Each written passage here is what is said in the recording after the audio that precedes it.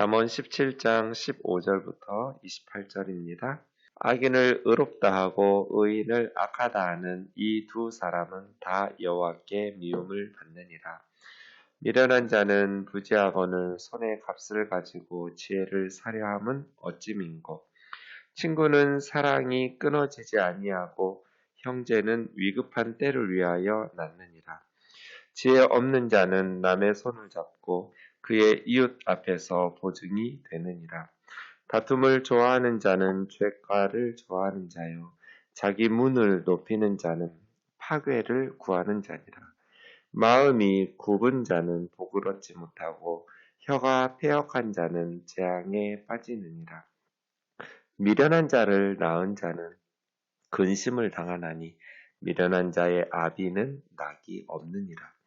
마음의 즐거움은 양약이라도 심령의 근심은 뼈를 마르게 하느니라. 악인은 사람의 품에서 뇌물을 받고 재판을 굽게 하느니라. 지혜는 명철한 자 앞에 있거늘 미련한 자는 눈을 땅끝에 두느니라. 미련한 아들은 그 아비의 근심이 되고 그 어미의 고통이 되느니라. 의인을 벌하는 것과 귀인을 정직하다고 때리는 것은 선하지 못하니라. 말을 아끼는 자는 지식이 있고 성품이 냉철한 자는 명철하니라. 미련한 자라도 잠잠하면 지혜로운 자로 여겨지고 그의 입술을 닫으면 슬기로운 자로 여겨지느니라. 아멘. 법정의 정직에 대해서는 계속 잠언에서 반복하고 있습니다. 잠언이 오랜 시간 동안 쓰여졌고 수집되고 편집되었다라는 것을 알 수 있는 것 중에 하나가 똑같은 내용들이 여기저기서 반복되어 나온다는 것입니다. 15절 말씀도 참 여러 번 나오죠. 그만큼 중요하기 때문이기도 할 겁니다. 악인은 악하다고 하고 의인은 의롭다고 해야 되는데 악인을 의롭다고 하고 의인을 악하다고 하는 것, 이것은 여호와께 미움을 받느니라. 옳은 것을 옳다고 말하고 잘못된 것을 잘못되었다고 말해야 되는데 의인을 악하다, 악인을 의롭다 이렇게 말하는 것은 하나님의 미움을 받겠죠. 재판장이든지 아니면 증인이든지 언제든지 의로운 사람을 억울하게 하지 않도록 부패한 법관, 나라가 바로 세워지려면 이런 사법의 정의가 바르게 세워져야겠죠. 잠언 17장 16절입니다. 미련한 자는 무지하거늘 손에 값을 가지고 지혜를 사려 함은 어찌 민고. 미련한 사람이 무지해요. 미련한 건 뭐예요? 배울 마음이 없는 게 미련한 거죠. 지혜로운 사람은 책망 한마디만 들어도 고쳐요. 그런데 미련한 사람은 매를 100대를 때려도 고치지 않아요. 미련한 것은 스스로를 지혜롭게 여기면서 하나님의 말씀과 다른 사람의 말을 들으려고 하지 않으니까 미련해지는 거거든요. 그러니까 배울 마음이 없는 사람이에요. 그런데 책망하면 배울 마음도 없는 사람이 손에 돈을 가지고 지혜를 사려고 한다라는 거예요. 배울 마음도 없으면서 지혜를 사려고 돈을 가지고 뭐 잘 가르치는 스승이나 학교나 이런 데를 찾아다니는 거겠죠? 배울 마음도 없으면서 미련한 사람이 손에 값을 가지고 돈을 가지고 지혜를 사려고 하는 것은 어찌미냐? 지혜는 돈을 주고 살 수 있는 것이 아니라는 거예요. 중요한 것은 겸손하게 배우려는 마음, 이것이 중요한 것이죠. 비싼 과외 시키고 비싼 등록금 내면서 학교 다녀봐야 미련한 자들은, 배우려는 마음도 없는 사람들은 그것은 헛짓이라는 거죠. 친구는 사랑이 끊어지지 아니하고 형제는 위급한 때를 위하여 낳느니라. 친구는 우정을 위해서, 형제는 위급한 때를 위해서 있다. 피는 물보다도 진한 거죠. 잠언의 말씀은 뭐 항상 그렇다는 게 아니에요. 일반적인 진리를 말하는 것이지 하나도 예외가 없이 항상 그런 거는 아니고 또 이런 건 뭐 약속의 말씀도 아니에요. 무엇을 하면 반드시 이렇게 한다. 뭐 그런 약속도 아니고요. 일반적인 지혜를 가르쳐주는 사실은 이게 정상이죠. 친구는 우정을 위해서, 형제 자매는 위급한 때를 위해서 존재한다. 그런데 모든 형제 자매가 다 이런 건 아니잖아요. 그래서 부모들이 자녀들의 관계를 좋게 만들어주는 것 굉장히 중요한 지혜로운 양육이죠. 어리석은 부모들은 자녀들을 경쟁을 시켜요. 서로 부모에게 효도를 하도록 이간질시키고 경쟁을 시키는 부모가 떠난 후에 그 자녀들이 화목할 수 있겠어요? 네. 형제는 위급한 때를 위하여 낳느니라. 정말 다급하고 위급할 때는 친구들보다는 형제들이 나서서 도움을 주고 위험을 감수하는 이 정상적인데 그러지 못한 가정들도 많이 있는 거죠. 지혜 없는 자는 남의 손을 잡고 그 이웃 앞에서 보증이 되느니라. 네, 캠프할 때도 들었는데요. 보증을 서가지고 자신의 가족을 어렵게 만드는 개인과 가족의 안전을 위기에 빠뜨리는 이런 일들이 많이 있더라고요. 네. 우정을 위해서라고 하지만, 친구를 위해서라고 하지만, 사실은 보증을 서는 것은 가족을 위기에 빠뜨릴 수 있는 위험한 일이니까 잠언에서 계속 반복해서 보증 쓰지 마라. 형제도 마찬가지예요. 보증 쓰지 마라. 차라리 여력이 있는 만큼 못 갚아도 된다고 할 만큼 그냥 주어도 괜찮다. 사람이 거짓말하는 게 아니라 돈이 거짓말하는 거잖아요. 꼭 갚으려는 마음으로 다급할 때 빌리지만 계획대로 일이 진행되지 않으면 본의 아니게 거짓말하면서 갚을 수 없게 되잖아요. 그러니까 그 돈을 받지 않아도 된다고 할 만큼 빌려주고 물론 도움을 받은 사람은 반드시 갚으려고 노력하고 갚아야 하고 약속한 날짜에 갚지 못하게 되면 내가 이만저만해서 갚지 못한다고 사전에 미리 연락을 하고 그냥 연락을 끊어버리고 버티고 가끔 이런 사람들도 있더라고요. 남의 돈을 빌렸는데 어떻게 그렇게 마음 편한지 모르겠어요.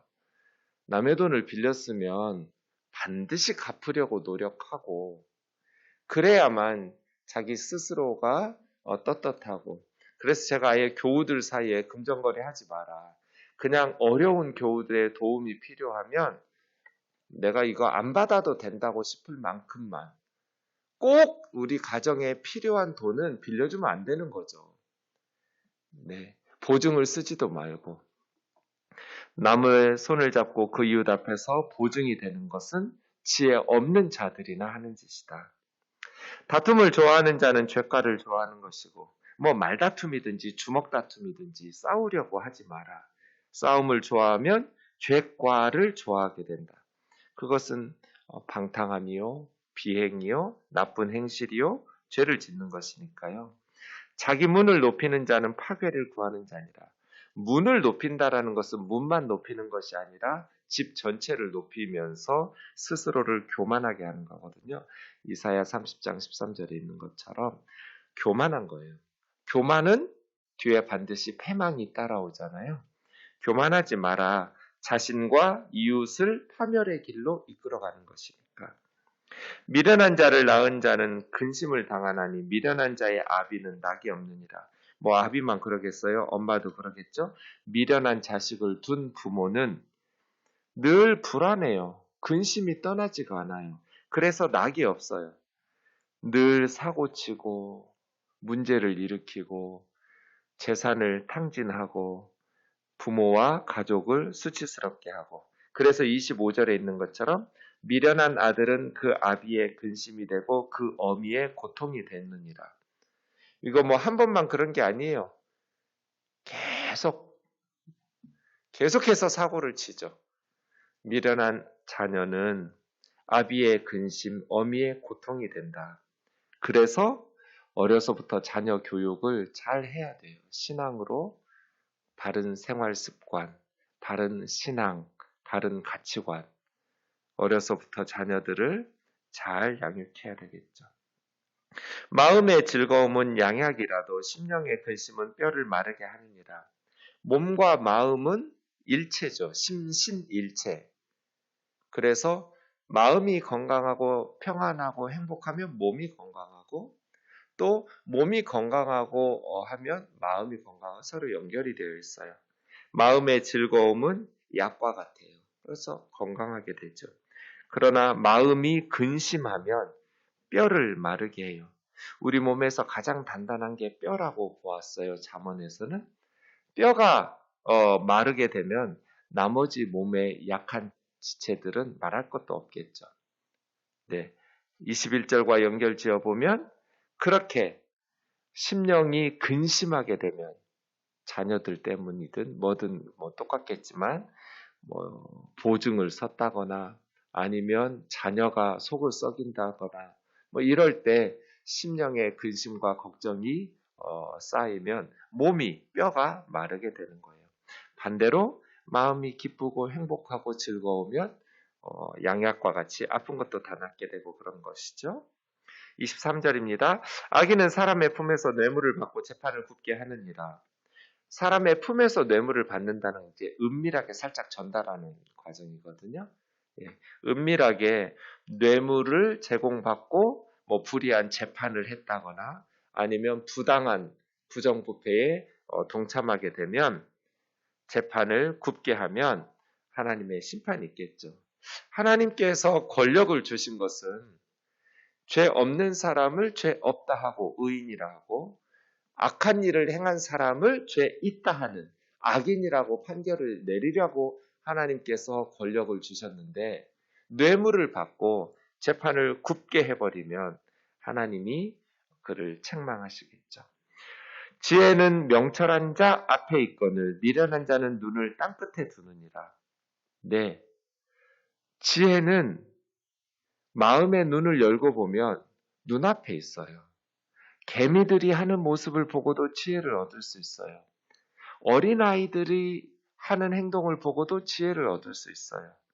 지혜는 명철한 자 앞에, 네, 언제나 지혜를 사모하고 말씀을 사모하면 늘 가까이에서 지혜와 명철을 얻을 수 있어요. 그런데 미련한 사람은 그 눈이 땅 끝에 있어요. 도달할 수 없는 목표를 가지고 인생을 낭비해요. 지혜로운 사람은 오늘 하루하루를 성실하게 살아요. 그래서 실력이 기르니까 자신이 꿈꾸는 것들을 일구면서 살아요. 그런데 미련한 사람은 가까이 있는 것들 하루하루 성실하게 살지는 않으면서 늘 눈은 땅끝까지 가 있어요. 도달하지 못할 목표들, 허황된 꿈을 꾸면서 가까이 있는 것들에 대해서는 소홀히 여기고 무시해요.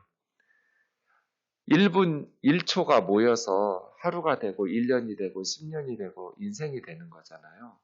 오늘 하루하루를 성실하게 슬기롭게 지혜롭게 보내다 보면 어느 순간 이루려는 꿈에 가까이 접근해요. 그런데 도달할 수 없는 눈을 땅끝에다 두면서 그렇게 게으르게 살지는 말아라. 25절은 21절에서 말씀드렸어요. 미련한 자녀가 주는 고통은 말로 표현할 수가 없죠. 여러분은 어떤 자녀인지 생각해 보세요. 아버지를 근심하게 하고 어머니의 고통이 되는 자녀인지 아니면 부모에게 근심과 평안을 주고 자랑을 주는 자녀인지 의인을 벌하는 것과 의인은 죄 없는 사람인데 왜 벌을 해요? 무죄한 사람이 의인인데 잘못한 게 없는데 왜 벌을 내려요? 귀인을 정직하다고 때리는 것은 정직한데 왜 때려요? 그것도 귀인이니까 고위직인 거잖아요. 그 사회의 높은 사람이겠죠. 귀인이에요. 그런데 그 고위직 관리든지 사회적 지위가 높은 사람 귀인인데 정직하게 산다고 때려요. 더 높은 권력을 가진 사람이겠죠? 이건 참 악한 정권이겠죠. 이런 권력은 참 악한데 의인을 벌하는 것과 귀인을 정직하다고 때리는 것은 선하지 못하니라. 그런데 이런 일이 많죠. 지금 미얀마 보세요. 정직한 말을 하니까 잡아다가 그냥 미얀마에 유명한 시인이 있었어요. 네. 혁명은 무기로 하는 게 아니라 우리의 뜨거운 심장으로 한다. 그런 시를 썼더니 군부가 잡아다가 심장을 도려내서 죽여버렸어요. 이런 악한 정권이죠. 귀인이 정직하다고 때리는 거. 바른 길을 가니까. 왜? 불의와 타협하지 않으니까. 악한 정권과 타협하지 않으니까. 우리나라에도 그런 가슴 아픈 사건들이 참 많았죠. 지난 역사에. 귀인이 정직하다고 때리는 것. 말을 아끼는 자는 지식이 있고, 신중하고 사려 깊은 언행을 가지고 있으니까요. 성품이 냉철한 자, 성품이 냉철하다라는 것은 감정을 잘 절제한다는 거예요.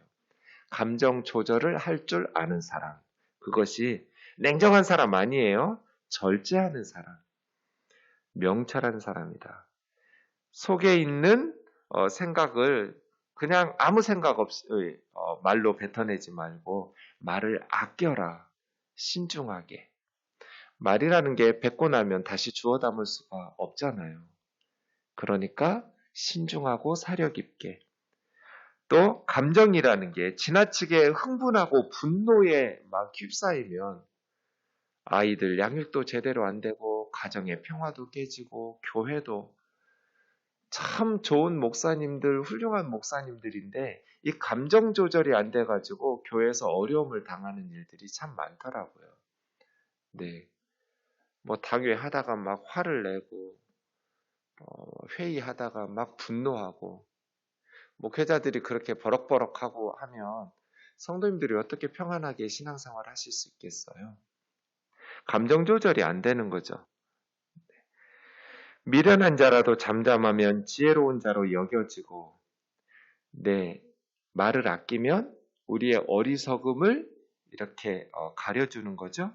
그의 입술을 닫으면 슬기로운 자로 여겨지느니라. 반대도 마찬가지겠죠?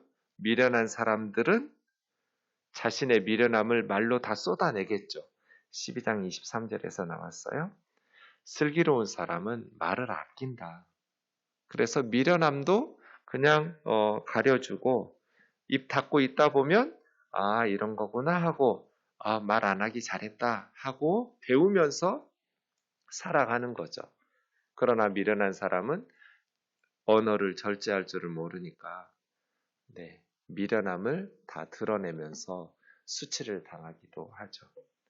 그래서 복되게 살려면 마음과 입술을 잘 제어하고 슬기롭게 살아야 된다. 그러려면 마음이 반듯하고 입술이 반듯하고 우리가 따뜻하게 살려다 보면 세상이 따뜻하게 보이는데 또 세상을 살다 보면 착하고 따뜻하게 살려다가 손해보는 일들도 많잖아요. 그래서 우리가 자꾸 의심하게 되고 말을 좀 무시당하지 않기 위해서 강하게 말하고 분노를 참지 않고 화를 내고 그래서 여러분 착한 사람들을 이용해 먹지 말고 착한 사람들을 계속해서 착하게 살 수 있도록 귀하게 여겨야 돼요.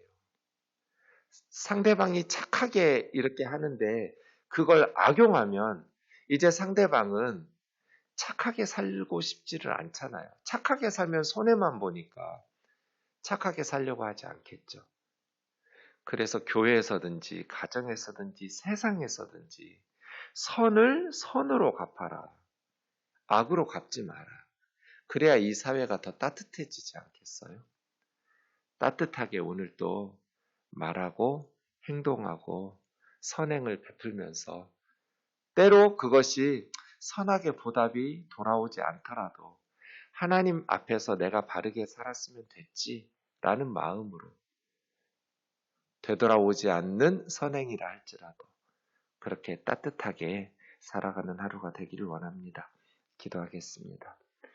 사랑하는 주님, 친구는 우정을, 형제는 위급한 때를 위해서 존재한다고 말합니다. 이것이 정상인데 그러하지 못할 때도 많습니다. 우리는 정직하고 착하게 살다가 정직하게 산다고 맞기도 하고 억울한 일을 당하기도 합니다. 그것이 세상 같습니다. 그럼에도 불구하고 하나님 앞에서 따뜻한 마음으로 이 험한 세상을 조금이라도 하나님 기뻐하시는 세상으로 만들어가며 살아가는 오늘 하루 되게 하여 주옵소서. 예수님의 이름으로 기도하옵나이다. 아멘.